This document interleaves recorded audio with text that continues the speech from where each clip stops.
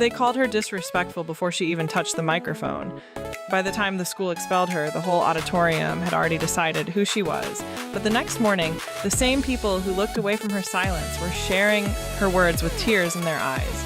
Her name was Lena Hart, and for 3 years, she had been the quiet girl in the last row. She never fought for attention. She never joined gossip.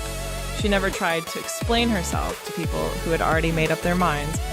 Teachers said she was distant. Students said she was strange.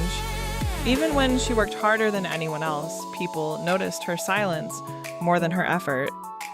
In a school where loud voices were praised, Lena became easy to ignore and even easier to blame. At home, her life was nothing like the rumors people made about her.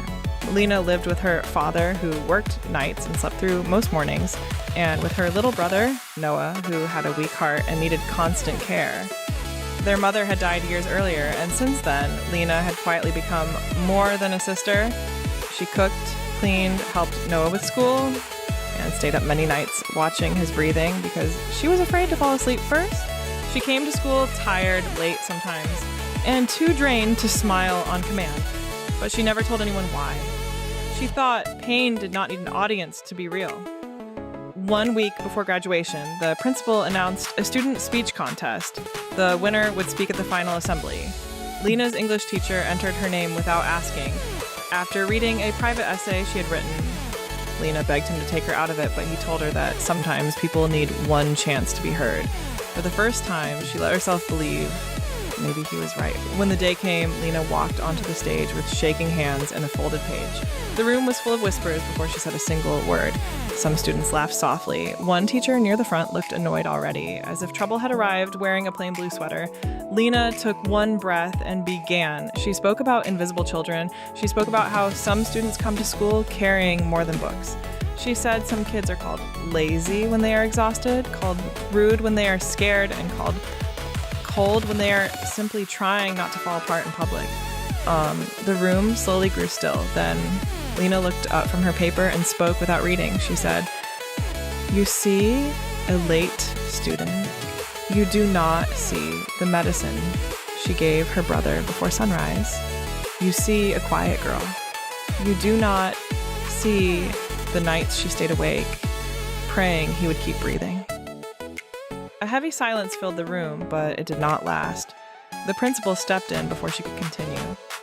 He had already received complaints about the speech being too personal, too dark, too inappropriate for a celebration. In front of everyone, he told Lena she was creating discomfort and breaking school guidelines. Lena stood frozen while her teacher tried to speak for her, but the decision came fast. The microphone was taken, the assembly ended early, and by afternoon, Lena was told she was expelled for misconduct and for disrupting a formal school event. She did not argue. She only picked up her bag, walked past the office, and went home. That night, while her brother slept beside an oxygen machine, Lena sat on the floor and cried without sound. She thought that was the end of it. She thought the school had won, and her words would disappear inside those walls with all the other things she had never been allowed to say. But someone in the audience had recorded the speech before it was cut off. Just the part she managed to say was enough. By sunrise, the video was everywhere. Parents shared it. Nurses shared it. Former students shared it. People wrote that they had been that child, or loved that child, or failed to notice that child. Millions watched a girl they had ignored tell the truth in a voice that never begged for pity. Then the real shock came. A local reporter found out that Lena had been missing classes to care for her brother because their father had been denied flexible shifts at work. Teachers admitted they had never once asked what was wrong. The school, which had called her disruptive, now looked heartless. By noon, the principal released a cold public statement. By evening, it only made people angrier. 2 days later, the school board called an emergency meeting. Lena was invited back, not as a student in trouble, but as the speaker they should have heard the first time. She stood on the same stage in the same room and finished her speech. No one laughed, no one whispered. Some teachers cried openly. Even the students who once mocked her sat with their heads down, unable to hide from the truth anymore. When she ended, she did not ask for revenge. She only said that kindness should never wait for proof. Then she folded her paper, thanked the room, and walked away stronger than anyone who had tried to silence her.